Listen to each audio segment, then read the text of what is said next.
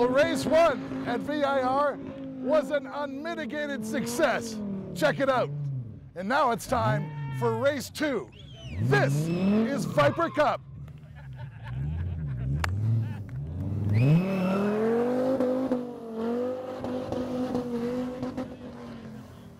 job, guys. Great job.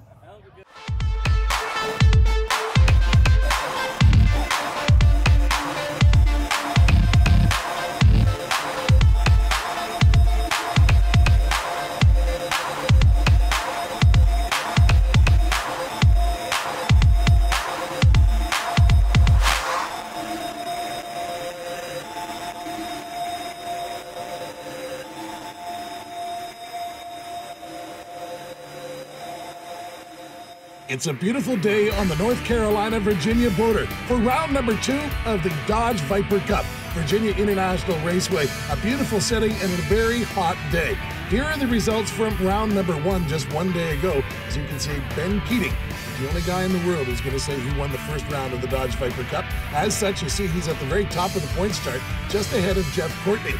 And then here's how they lined up for this race. Well, a technical anomaly for Jeff Courtney's car sends him all the way to the back of the pack. But as you can see, some of the usual suspects from round number 1 are up front here. Jim Stout with a good start. Ted Hughes alongside him. Sean Bailey, the road and track journalist, has been spectacular this weekend, as has Corey Vetzuk. Larry Carter lines up next to Connie Bogan. Michael Von Quillick and Eric Gallern make up round number 6, and then there's a load soldier in back, and we mean a soldier from the National Guard, Michael Kahn, who is our special guest here this weekend. Well, the Whelen Engineering lights go on, and when they go off, we're racing. Whoa, but Rolf von Engelbrechten, there is a move right off the bat. Jim Stout, unfortunately, on that drag race, red lighted. He smoked his tires, he's going to lose a bunch of spots. So Jim Stout, just a little bit anxious there. Some people say when you blow the start, you should just go. Use the grass or whatever you have to do, because you know you're coming in anyway. There's a good fight for second place between Verges and Keating down into turn number 1. But it's Ryan Shims right out of the hole. How fast can you get going on cold tires? These Michelin tires are spectacular, Ralph, but on cold tires, he is being very, very daring. It's a steaming hot day, but he's still got a good tire temperature, as does the rest of the field. So everybody's going to be feeling their way around. Oh, there's a nice little move by Shims.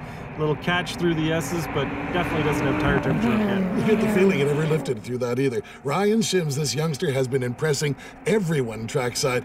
I think we might see our next Viper star here, attacking through the high-speed S's down towards Oak Tree, visibly quick as he gets down into the braking zone. Ryan Shims in that number 67 camo car. Have you noticed from time to time he just disappears and all you can see is the number plate? I keep missing it all the time. Looks like a Cheshire cat out there. Yeah, maybe it's a cunning strategy. Ben Keating on board with him, and whoa, you can see that's Verges in the number 90 car.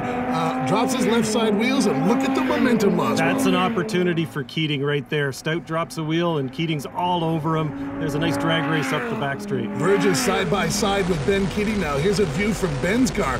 As you can see, Verges just a little bit later under braking. He wanted it more, and Ben Keating just lives to fight another day. Saving that paint job, I think, for a couple more laps, but Verges definitely kept his boot in it a little bit longer, and that was just enough to stay in front. You know, that could have been a disaster for Verges, but he manages to get through. Looking back to 4th place, that's Sean Bailey in the road and track car, as he's got a good fight in his hands. On the front straightaway, now up to speed, and I dare say the tires do have temperature in them now, Ralph.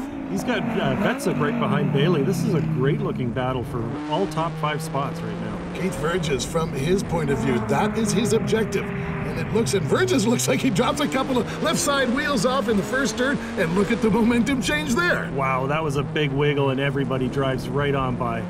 So as Keith Verges really had an opportunity to consolidate second place, just a little bit deep in the braking zone, you drop off 2, and that turned out to be a great catch. Proves how a little mistake makes a big difference on a track like this when you're driving equally prepared Dodge Vipers.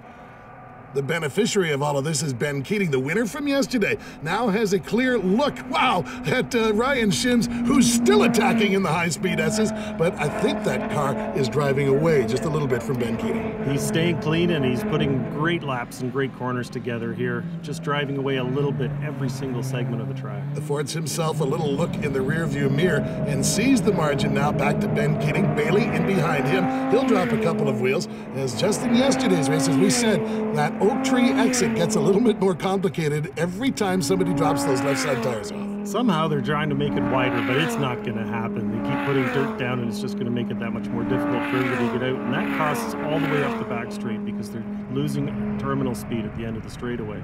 We'll be back after this.